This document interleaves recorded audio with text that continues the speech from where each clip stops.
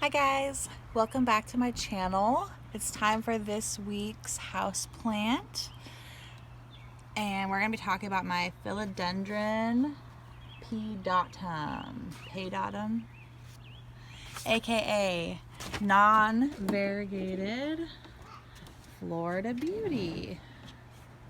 I've been calling it a Florida Beauty without variegation, and just did a little bit of research on it for the video and found out it's a Pedatum.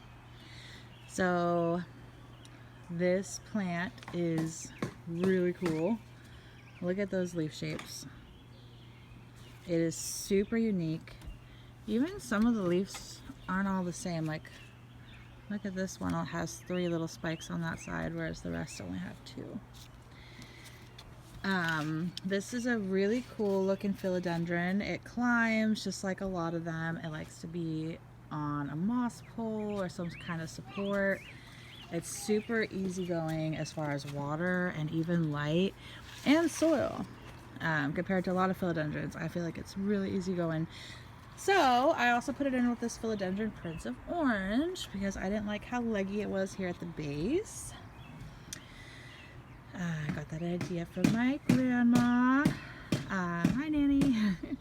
She recently put a little dracena at the base of one of her palms that was really big, and it looked really cool.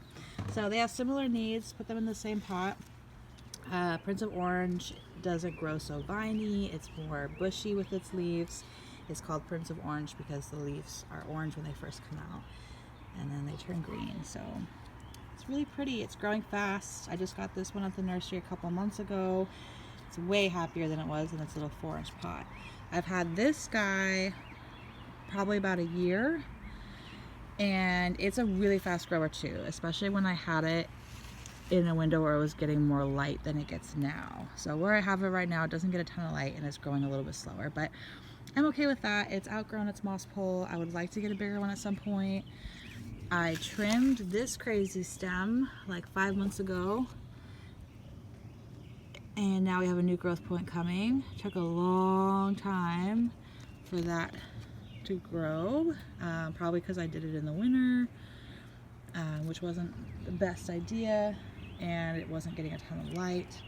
But I'm happy to see it's got a new start coming up now, and I'm gonna have to trim this guy here soon or get a bigger moss pole. Well, I'm probably gonna trim it because the leaves are sparse due to low light and nothing to climb on. But yeah, it's a really easy philodendron. I just have it in regular indoor houseplant soil. It's not even like an aeroid mix that's like chunkier and easy to drain. I did put it in this clay pot to help out with that, help make sure I don't overwater it. The clay pots help the soil dry out faster. I don't water this one until it comes out the bottom.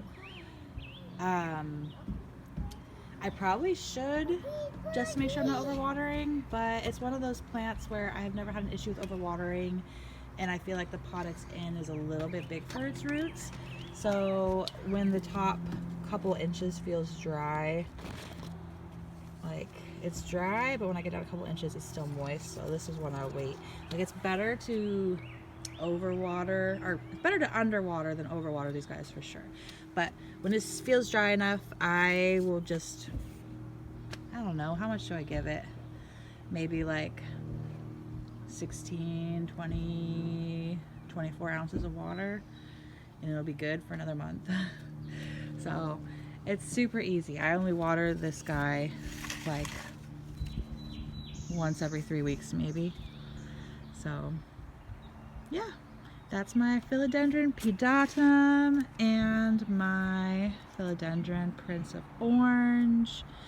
Totally gorgeous, cool leaf shapes, low maintenance, hard to kill, interesting, unique. They're both considered somewhat rare houseplants. I think this one's a little bit more rare. I hardly ever see it. Even in the houseplant world, it's unloved. Nobody loves it. They just want the Florida Beauty because it has beautiful variegation. This size Florida Beauty would be hundreds of dollars. I bought this guy originally for like 20 bucks, I think, at a local nursery. Oh, I was going to talk about this sap that a lot of philodendrons get sometimes. So sometimes I think it's pronounced guttation, and it is from an excess of moisture in the roots. It's just a way, it's like the plant sweating to get out extra moisture. But this stuff's a little bit sticky, so it could also be nectar.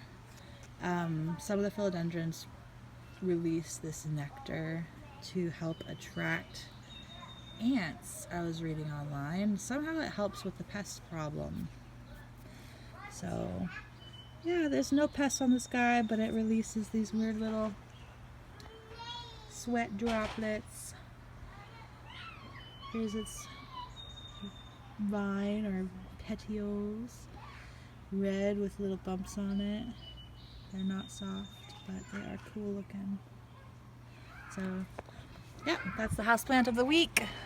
Thank you for watching. See you next week.